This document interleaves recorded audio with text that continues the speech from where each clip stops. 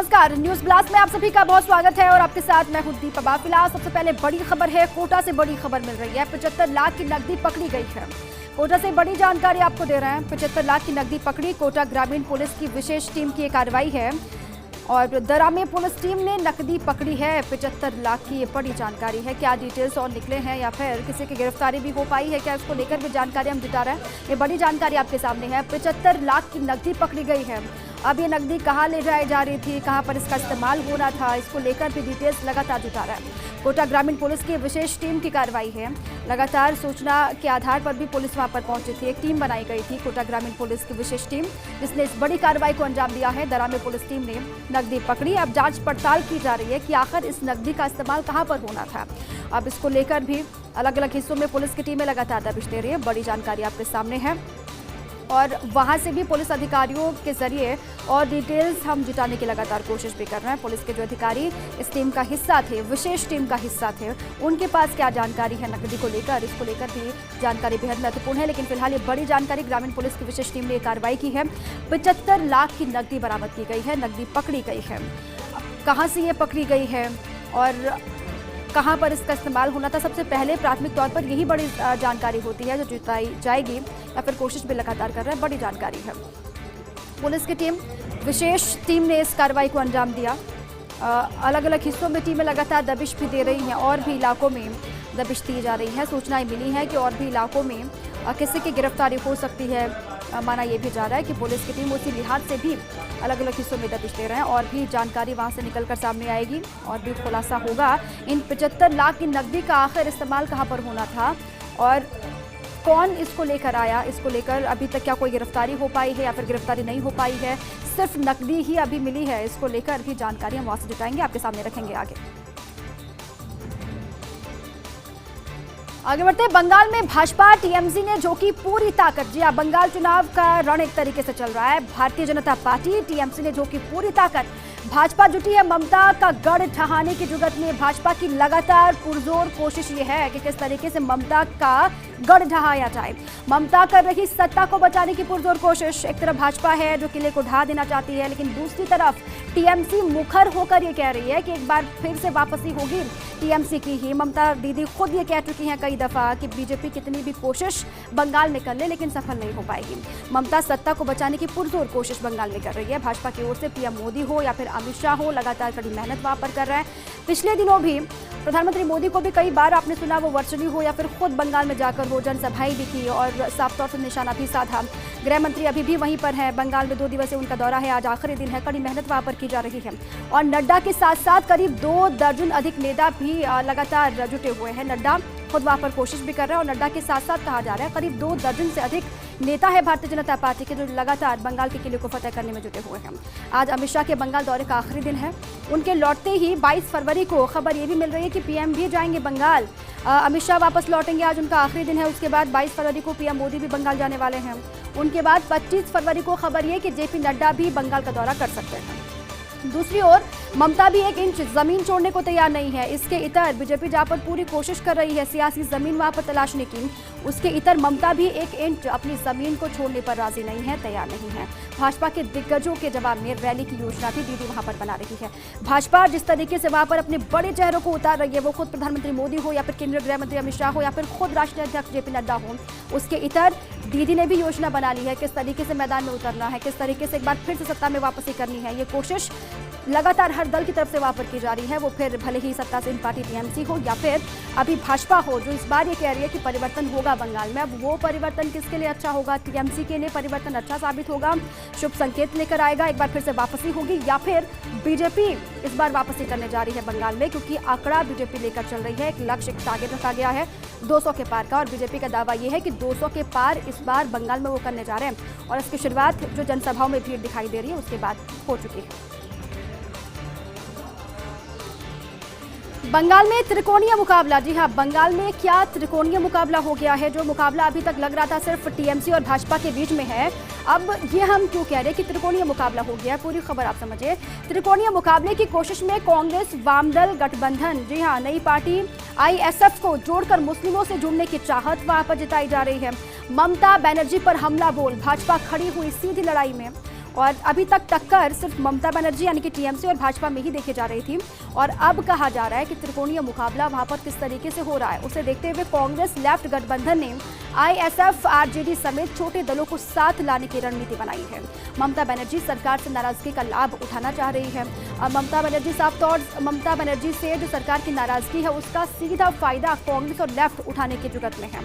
ऐसे में मुस्लिम मतदाताओं से जुड़ने के लिए आईएसएफ को गठबंधन का हिस्सा बनाया। हालांकि सीट बंटवारे पर गठबंधन में दिख सकती रस्साकशी, अब जो सीट बंटवारे की तस्वीर होगी उसके बाद अब ये गठबंधन क्या सफल हो भी पाएगी या फिर नहीं हो पाएगी, कोई रस्साकशी वहां पर शुरू हो जाएगी, इसको लेकर भी कई बातें निकलकर सामने आ रही हैं। लेकिन साफ तौर से आपको समझना होगा, ममता बनर्जी सरकार से नाराजगी का लाभ उठाना किस तरीके से कांग्रेस और लेफ्ट चाहते हैं और क्या लाभ उठा भी पाएंगे। जो रणनीति बनाने के बारे में विचार कर रहे हैं वो रणनीति आगे बन भी पाएगी या फिर गठबंधन की जो रूपरेखा तय होनी है बंगाल के इलेक्शन में वो धरी की धरी रह जाएगी, कोई फायदा उसको नहीं मिलेगा। क्योंकि जो राजनीतिक विश्लेषक हैं, जो राजनीतिक जानकार हैं, वो लगातार ये कह रहे हैं कि बंगाल के इलेक्शन में इस बार सीधी टक्कर जो होगी वो टीएमसी और बीजेपी में ही होगी।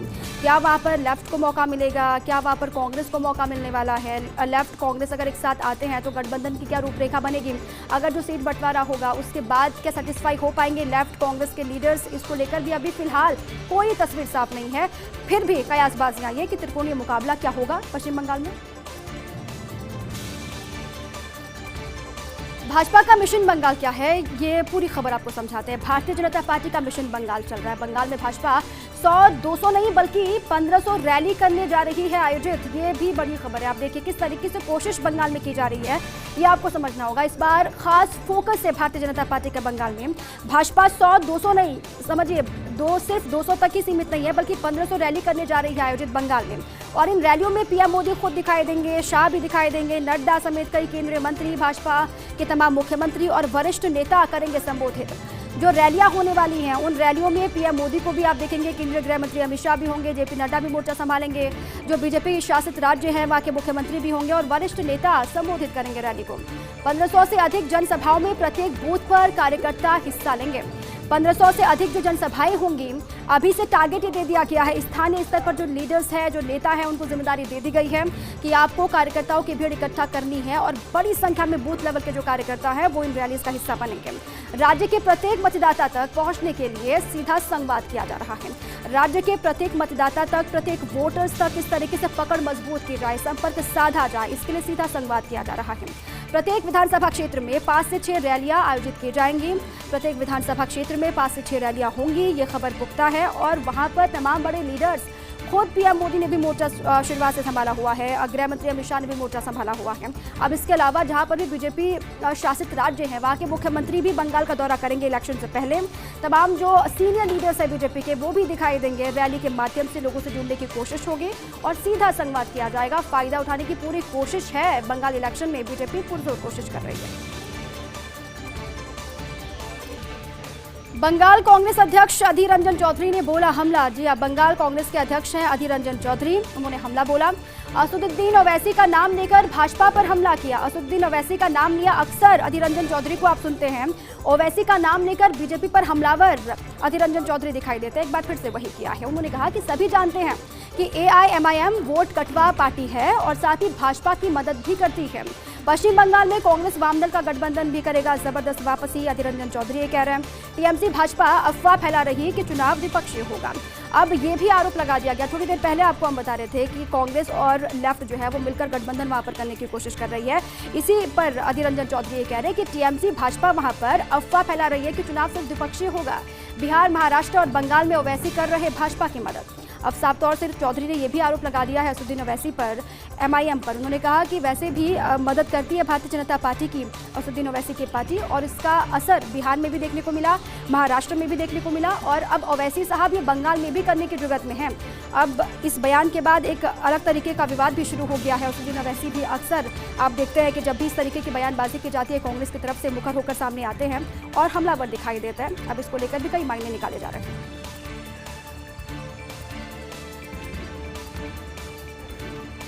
महिला आरक्षण के नाम पर बढ़ा परिवारवाद। जी हाँ, महिला आरक्षण के नाम पर परिवारवाद किस तरीके से बढ़ा है पूरी खबर आपको समझाते हैं। 33% आरक्षण का महिलाओं को लाभ तो मिला लेकिन नहीं बदला तो कामकाज का तरीका। 33% आरक्षण का महिलाओं को लाभ मिला लेकिन जो तरीका है कामकाज का वो नहीं बदला। अभी भी पुरुष राजनीति का वर्चस्व है, महिला जनप्रतिनिधि का काम संभाल रहे पति पुत्र या परिवार के अन्य लोग ही, जबकि सोचा था कि महिलाएं अपने गांव शहर महानगर का मोर्चा संभालेंगी, दायित्व संभालेंगी। पंजाब में तो कैप्टन सरकार ने नगर निकाय चुनाव में 50% आरक्षण दिया। बड़ी संख्या में महिलाएं नगर पंचायत और नगर निकाय चुनाव जीती भी, लेकिन फिर भी शायद ही महिला जनप्रतिनिधि कार्य क्षेत्र में आकर संभालेंगी मोर्चा, संभालेंगे दायित्व। और देश की संसद को महिला आरक्षण कानून की खामियों पर विचार करने की जरूरत है। इसीलिए भी हम कह रहे हैं कि देश की संसद को अब जरूरत है कि महिला आरक्षण कानून की खामियों पर विचार किया जाए। और गंभीर स्थिति जिस तरीके से बनी हुई है, हालांकि साफ तौर से कई बार ये कहा गया कि महिलाएं बढ़ चढ़कर आगे भी आ रही हैं, आरक्षण भी दिया गया, लेकिन उसके बावजूद भी जो परिवारवाद है वो कम होने का नाम नहीं ले रहा, बल्कि आरक्षण के नाम पर परिवारवाद बढ़ा है। 33% आरक्षण का महिलाओं को लाभ मिला। इसको लेकर कहा गया कि लाभ तो मिला है, लेकिन जो तरीका कामकाज का बदलना चाहिए, जो महिलाओं का जमीनी स्तर पर योगदान दिखना चाहिए, वो नहीं दिख रहा। अभी भी पुरुष राजनीति का वर्चस्व है और महिला जनप्रतिनिधि का काम संभाल रहे पति पुत्र या परिवार के अन्य लोग, जबकि सोचा ये जा रहा था कि महिलाएं अपने गांव शहर का मोर्चा संभालेंगी, महानगर का दायित्व संभालेंगी, जो कि हो नहीं पा रहा। पंजाब की बात इसलिए कर रहे हैं क्योंकि वहां पर अभी निकाय चुनाव भी हुए थे। कैप्टन सरकार ने नगर निकाय चुनाव में 50% आरक्षण दिया। बड़ी संख्या में महिलाएं नगर पंचायतों नगर निकाय चुनाव जीती भी, लेकिन फिर भी शायद ही महिला जनप्रतिनिधि कार्य क्षेत्र में संभाल पाएंगे दायित्व। और इसीलिए हम कह रहे हैं कि देश की संसद को महिला आरक्षण कानून की खामियों पर विचार करने की बहुत जरूरत है। पंजाब में कैप्टन ही कैप्टन, जी हाँ, पंजाब में कैप्टन ही कैप्टन, ये क्यों खबर महत्वपूर्ण है वो भी आप समझिए। नगर पालिका चुनाव में रिकॉर्ड जीत से बढ़ा ग्राफ कैप्टन का। कैप्टन अमरिंदर सिंह छा गए हैं पंजाब में नगर पालिका चुनाव और रिकॉर्ड जीत से ग्राफ उनका बढ़ा। कैप्टन अमरिंदर सिंह की पुनः मुख्यमंत्री की दावेदारी का रास्ता एकदम साफ हो चुका है, क्लियर हो चुका है। पार्टी अलकमान भी पंजाब में ऐतिहासिक जीत से गदगद है। पार्टी अलकमान भी पंजाब में जिस तरीके से निकाय चुनाव में जीत हुई है कांग्रेस की, उस जीत से बेहद गदगद है, क्योंकि कांग्रेस इसको बता रही है कि ये ऐतिहासिक जीत है। राज्य कांग्रेस में कैप्टन की जगह फिलहाल और कोई नहीं होगा फिट। राज्य कांग्रेस में यानी कि पंजाब में कैप्टन की जो जगह है उसमें फिलहाल कोई फिट नहीं होगा। और पालिका चुनाव में अमरिंदर सिंह ने खुद किया सिर्फ पालिका के चुनाव जो भी हुए पंजाब में, उसका रिजल्ट जो भी निकलकर सामने आया उसमें साफ तौर से कहा जा रहा है कि अमरिंदर सिंह ने खुद को साबित किया है। एक बार फिर से मुख्यमंत्री की दावेदारी को उन्होंने ठोस तरीके से रखा है, मजबूती के साथ सामने रखा है। और जो जीत हुई है पंजाब में उससे अलकमान भी खुश है, ऐतिहासिक जीत इसको बताया जा रहा है। और साफ तौर से कहा गया कि जमीनी स्तर पर कैप्टन अमरिंदर सिंह ने जो कोशिश की या फिर कार्यकर्ताओं के साथ जिस तरीके से वो लगे रहे, उसी का रिजल्ट रहा कि निकाय चुनाव में जीत धमाकेदार मिली कांग्रेस को। और इसीलिए भी अब ये कि जो जगह है राज्य कांग्रेस में कैप्टन अमरिंदर सिंह की, वो जगह फिलहाल उन्हीं की सेफ रहेगी। पंजाब में भाजपा ने शुरू किया डैमेज कंट्रोल। जी हां, पंजाब में भारतीय जनता पार्टी ने डैमेज कंट्रोल की कवायद शुरू कर दी है। निकाय चुनाव में मिली करारी हार से सबक लिया है भाजपा ने। पंजाब के दलित नेता विजय सांपला पर खेला दाव। जी हां, निकाय चुनाव में जो करारी हार हुई भारतीय जनता पार्टी की, उससे कहीं ना कहीं बीजेपी सबक ले रही है और पंजाब के दलित नेता विजय सांपला पर खेला दाव। सांपला को राष्ट्रीय अनुसूचित जाति आयोग का अध्यक्ष बना दिया भारतीय जनता पार्टी ने, क्योंकि 3 कृषि कानून के कारण सहयोगी अकाली दल पहले ही दूर हो चुकी है। अब भाजपा ने राज्य में 33% दलित वोट बैंक पर केंद्रित की है नजर। अब मंत्रिमंडल विस्तार में केंद्र सरकार सिख प्रतिनिधित्व पर भी जोर देगी। अब इस पर भी कहा जा रहा है कि इसको लेकर सोच रही है भारतीय जनता पार्टी अंदर खाने पर। अब इसको डैमेज कंट्रोल के तौर पर इसलिए भी देखा जा रहा है क्योंकि निकाय चुनाव से बीजेपी को बहुत ज्यादा उम्मीदें थी। एक तरफ किसान आंदोलन भी चल रहा है, शुरुआत किसान आंदोलन की पंजाब के किसानों ने की। अब इस बीच में जब निकाय चुनाव का रिजल्ट इस तरीके से आता है, कांग्रेस की वहां पर ऐतिहासिक जीत होती है। अब ऐसे में भाजपा किस तरीके से उभरती है, वहां पर अपनी सियासी जमीन को किस तरीके से मजबूत करती है, स्थानीय लेवल पर इस पर लगातार नजर रहेगी।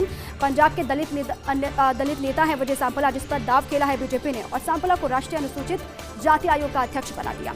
अब क्योंकि 3 कृषि कानून के कारण सहयोगी अकाली दल आपने देखा कि पहले ही दूर हो चुकी है, नाराजगी जाहिर कर चुकी है। अब भाजपा ने राज्य में 33% दलित वोट बैंक पर नजर अपनी गढ़ा ली है। जो दलित वोट बैंक है उसको किस तरीके से साधा जाए, उसको किस तरीके से अपने पाले में किया जाए, ये कोशिश बीजेपी की वहां पर है। और मंत्रिमंडल विस्तार में केंद्र सरकार अब सिख प्रतिनिधित्व पर भी जोर दे रही है, इसको भी बढ़ा सकती है। देश में बढ़ते पेट्रोल डीजल के दामों पर कांग्रेस मुखर हो गई है। जिस तरीके से महंगाई बढ़ रही है, पेट्रोल डीजल के दाम जिस तरीके से लगातार हर गुजरते दिन के साथ आसमान छू रहे हैं, उससे कांग्रेस मुखर हो गई है। महाराष्ट्र के पीसीसी अध्यक्ष नाना पटोले ने चेताया है। महाराष्ट्र के पीसीसी अध्यक्ष नाना पटोले साहब, उन्होंने चेतावनी दी है और कहा कि अमिताभ बच्चन, अक्षय कुमार की महाराष्ट्र में नहीं होने देंगे शूटिंग। जी हाँ, यूपीए सरकार ने पेट्रोल डीजल के बढ़ते दामों को लेकर दोनों ने ही ट्वीट किए थे। अक्षय कुमार ने कहा था अब साइकिलें निकालने का वक्त आ गया है, और साथ ही बच्चन ने एक कार चालक को पेट्रोल पंप अटेंडेंट से ये कहते हुए दिखाया कि मुझे 1 रुपए का पेट्रोल दे दो, सिर्फ इतना ही कि कार को आग लगाई जा सके। अब इसको लेकर जो महाराष्ट्र कांग्रेस है वो बेहद नाराज हो गई है। इसीलिए भी हम कह रहे हैं कि लगातार गुस्से में कांग्रेस वहां पर है, और साथ ही नाना पटोले साहब सामने आते चेतावनी देते हैं साफ तौर से, क्योंकि बढ़ती महंगाई को लेकर कांग्रेस लगातार हमलावर है। वो खुद राहुल गांधी को आप सुने या फिर कांग्रेस के किसी भी लीडर को आप सुने, लगातार मोदी सरकार को, केंद्र सरकार पर हमलावर कांग्रेस है। इसी बीच में पीसीसी अध्यक्ष है महाराष्ट्र के नाना पटोले, उन्होंने साफ तौर से कहा है कि अमिताभ बच्चन और अक्षय कुमार की जो फिल्मों की शूटिंग है वो महाराष्ट्र में होने नहीं देंगे। यूपीए सरकार ने पेट्रोल डीजल के बढ़ते दामों को लेकर, आपको याद होगा, अमिताभ बच्चन ने भी, अक्षय कुमार ने भी ट्वीट किया था, और उन्होंने साफ तौर से तब की यूपीए सरकार को घेरा था बढ़ती महंगाई को लेकर। अब चूंकि शतक के आंकड़े को पार करने वाली है पेट्रोल डीजल के दाम, ऐसे में जब दोनों का ही ट्वीट नहीं आया, दोनों ने ही कोई रिएक्ट नहीं किया, तो इसी पर कांग्रेस बेहद नाराज है।